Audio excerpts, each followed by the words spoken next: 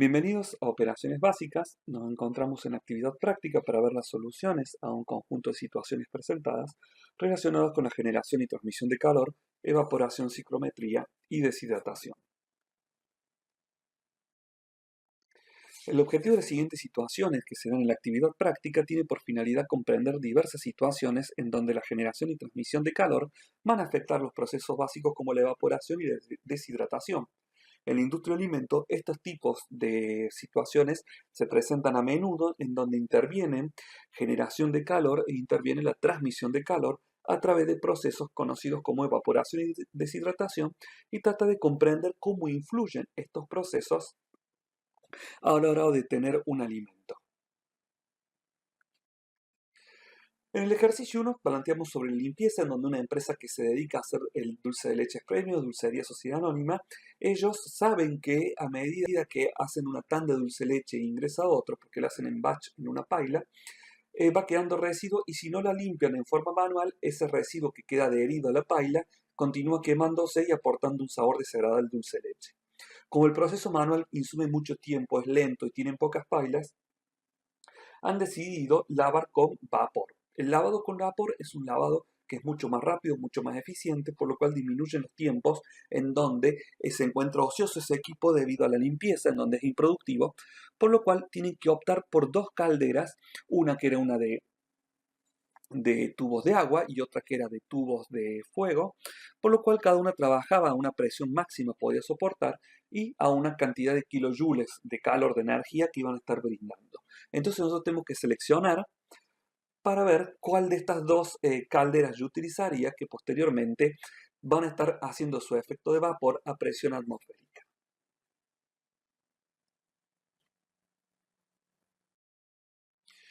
Acá en el ejercicio sobre limpieza, nosotros vamos a ver que el tubo de agua, que la caldera de tubo de agua,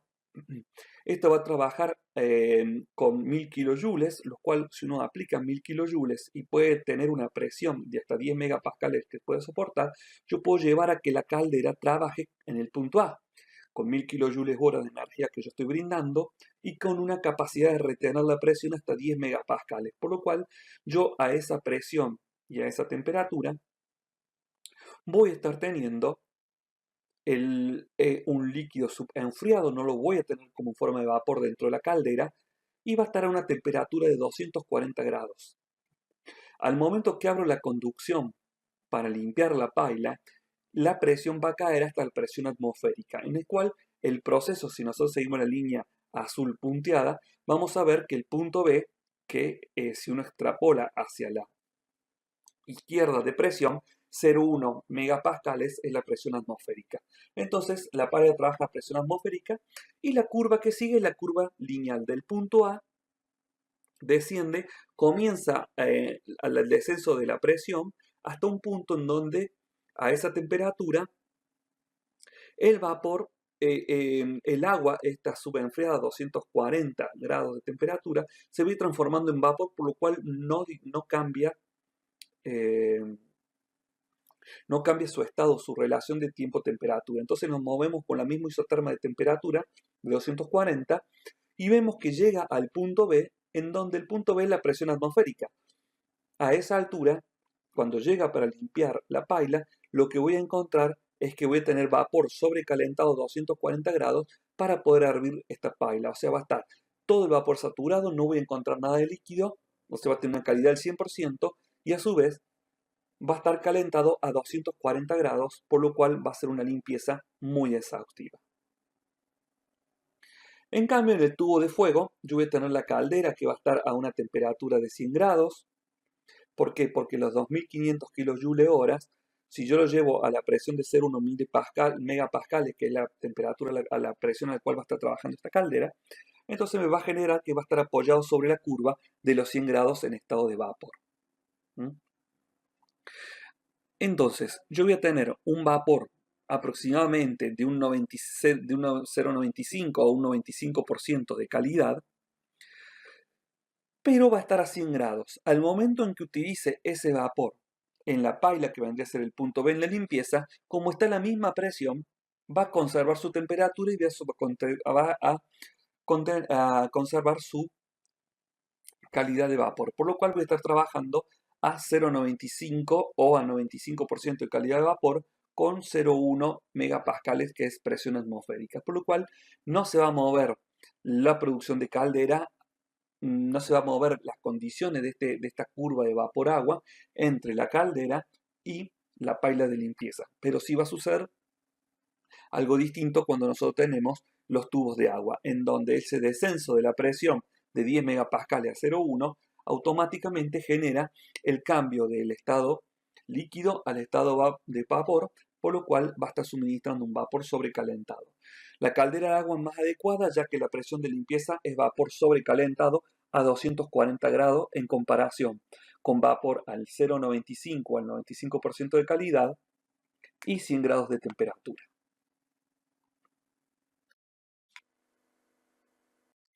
En el ejercicio 2, que hemos denominado Se Hornea, nosotros tenemos una empresa que necesita comprar un horno y que en ese horno necesita procesar 1000 kilogramos de maní por hora.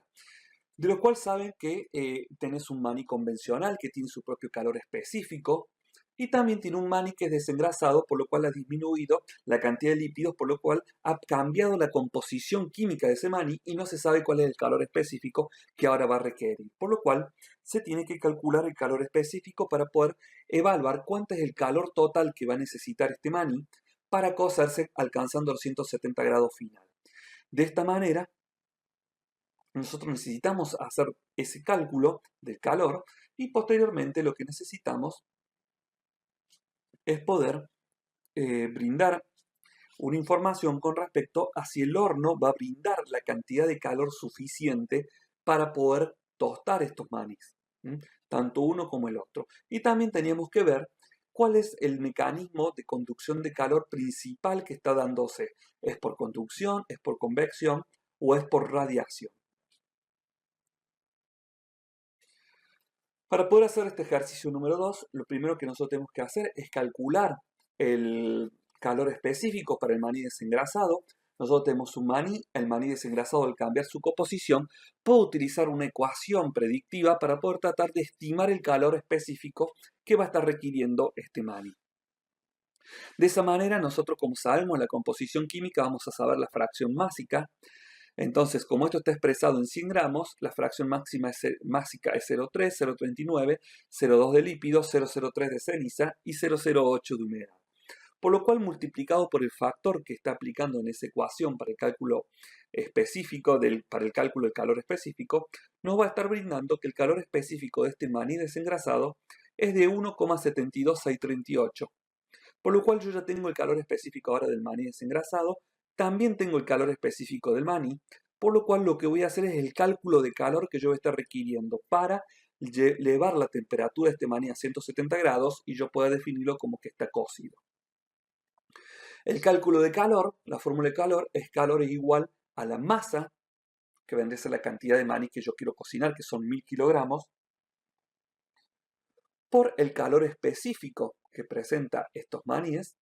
y por la diferencial de temperatura entre la temperatura inicial, el cual se encuentra el maní que ingresa, que está a 25 grados, y la temperatura final que se retira el maní, que está a 170 grados. De esta manera, haciendo los cálculos, para el maní entero sin desengrasar, esto requiere un calor específico de 233.571,8 kilojoules. Para hornear 1000 kilogramos de maní desengrasado en esa hora, yo necesito aportar 250.325,1 kilojoules. Ahora, lo que yo necesito evaluar es si el horno tiene la capacidad de brindarme esa cantidad de kilojoules en esa determinada hora. Nosotros sabemos en el punto 3 que vamos a estar analizando acá, que el horno funciona a gas natural, que 1 kilogramo de gas natural da 54.000 kilojoules. Este horno procesa 9 kilogramos, puede quemar de gas natural por hora, por lo cual me va a estar brindando 486.000 kilojoules en cada hora de producción. Pero nosotros tenemos en este horno una disipación de 243.000 kilojoules, que es el 50%, y otro 50%, que es 243.000 kilojoules, van a ser cedidos al calor para que cambie al maní para que cambie su temperatura. De esta manera, nosotros sabemos que vamos a tener disponible para el maní 243.000 kilojoules.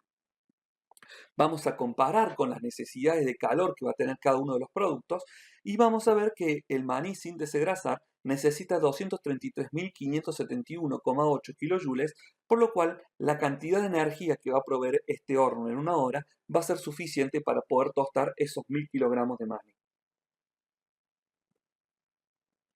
En el caso,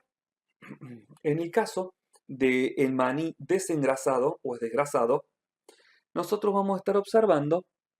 que, necesita 250.325 kilojoules y el horno me aporta 243.000 kilojoules. Acá no voy a estar pudiendo cumplir el requisito que este horno va a estar requiriendo, por lo cual no va a estar en condición de procesar estos 1.000 kilogramos de maní. Entonces, ¿nosotros qué podremos hacer? O bajar la producción. Otra alternativa que podemos hacer es tratar de disminuir la disipación de este horno, es decir, tratar de aislarlos un poco más las paredes para que no pierda calor por conducción a través de las paredes y por irradiación. Entonces, de esa manera yo puedo incrementar la cantidad de kilojoules que pueden ser transmitidos al maní. El principal calor que se da dentro del horno es por convección, es decir, aire caliente. Si nosotros tenemos una correcta eficiencia y movimiento de calor, por ahí también incrementemos lo que es el calor que va a estar recibiendo el maní en lugar de que se estén perdiendo o disipando. Por lo cual son cuestiones que nosotros deberíamos tener en cuenta porque la convección es la principal forma de calor. Entonces, si ponemos unos ventiladores para aumentar el flujo, entonces la transmisión entre la temperatura que va a estar elevando el horno y los kilojoules que va a estar brindando va a ser más eficiente la transmisión del maní. Por lo cual eso también es una alternativa.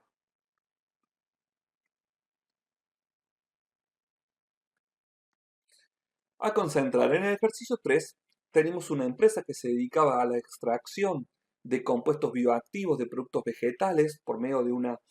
maceración con agua.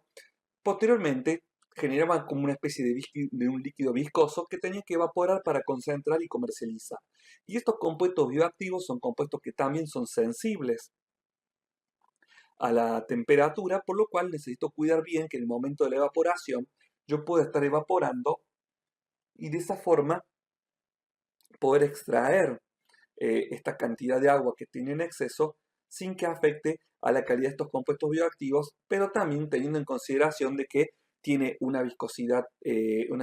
considerable de 1900 pascales, tiene una presencia de sólidos y una muy buena conductividad y es sensible. Nosotros viendo la tabla de los distintos tipos de evaporadores, vamos a poder evaluar qué evaporador nosotros podemos utilizar. Tiene una viscosidad de 1900, entonces ya hay algunos evaporadores que no vamos a poder estar utilizando. Pero sin embargo hay otros evaporadores que pueden estar trabajando o tratando líquidos con una viscosidad de hasta 2000, como el vertical tubular de película ascendente y descendente, los de placa de película ascendente descendentes, los verticales tubulares de película descendentes, los de placa de película descendentes y también los de superficie rascada. Ahora tenemos que evaluar que además de la viscosidad que soporte ellos, tenemos que ver si también pueden soportar la presencia de sólidos.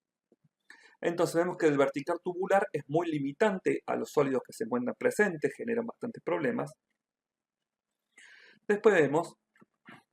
también que los vertical tubular de película ascendente-descendente y los de placa de película descendente-descendente tienen problemas con la presencia de sólidos.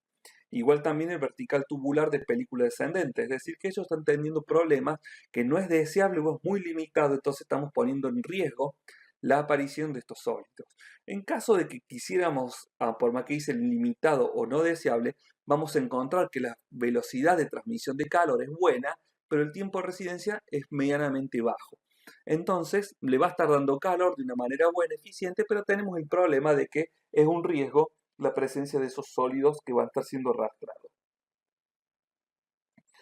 En cambio, nosotros podríamos elegir acá, si no tuviéramos problemas o inconvenientes con el sólido, podemos trabajar con los de placas de película descendentes que no presentan limitación porque nosotros podemos ampliar el rango, la distancia entre una placa y otra, y de esa manera no tendría problemas para que puedan descender partículas sólidas. Tiene una viscosidad hasta 3000. En cambio, superficie rascada, que también puede estar agitando sólidos, También podríamos llegar, pero generalmente se utiliza cuando son alimentos muy viscosos más que una problemática relacionada con los sólidos. Entonces, por ese motivo, vamos a descartar el de superficies rascadas. Debido a que este también tiene un costo de capital demasiado alto y en cambio el de placas descendientes resiste hasta 3000 de viscosidad, no tiene problemas con los líquidos, con los sólidos suspendidos, la transmisión de calor es muy excelente, por lo cual la conductividad térmica que tiene la solución va a ser muy eficiente y el tiempo de residencia va a ser muy bajo, es decir, que no va a tener muchos problemas con evaporar debido a que va a tener muy poco tiempo dentro de este evaporador y estos componentes bioactivos no se van a ver dañados o perjudicados en gran extensión.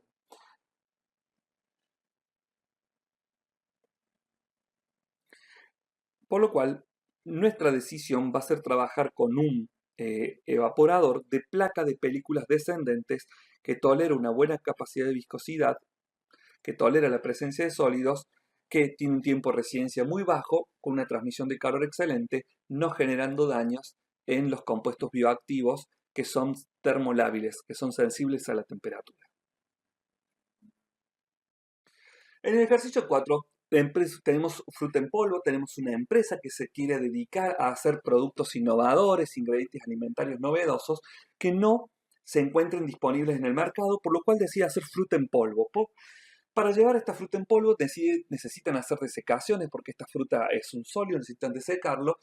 Y esta fruta tiene alta porosidad, por lo cual tiene que decidir entre tres tipos de desecadores, cuando tenía un desecador en túnel, un desecador en bandeja y un desecador de leche fluidizado, para poder obtener esta fruta en polvo. Ahora tienen que ver cuál van a utilizar porque tienen una fruta que tiene una porosidad buena, agradable, alta y también necesitan que sea productivo, es decir, que tenga un ritmo de velocidad, un ritmo de trabajo bastante adecuado. Entonces tienen que seleccionar entre estos tres tipos de tecnología y en base a eso también evaluar si es necesario alguna otra operación básica adicional porque quieren obtener frutas en polvo. Bueno, en base a estas indicaciones que hemos tenido,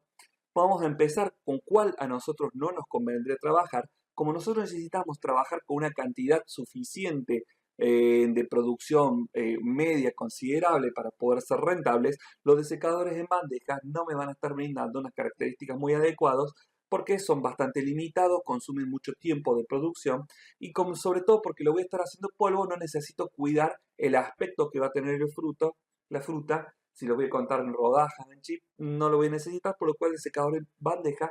no va a ser muy considerable. Si bien puede funcionar para lo que yo estoy haciendo, no lo voy a tomar en consideración debido a las indicaciones que recién mencionamos. En el caso del desecador de leche fluidizado, el desecador de leche fluidizado no deseca partículas o trozos. Fundamentalmente se utilizan cuando ya viene en forma granular o ya viene particulado, por lo cual yo tendré que hacer una operación básica de molienda previo, pero una fruta que tiene alto contenido de humedad en un proceso de molienda me va a generar una pasta, por lo cual el secador de leche fluidizado no va a ser óptimo.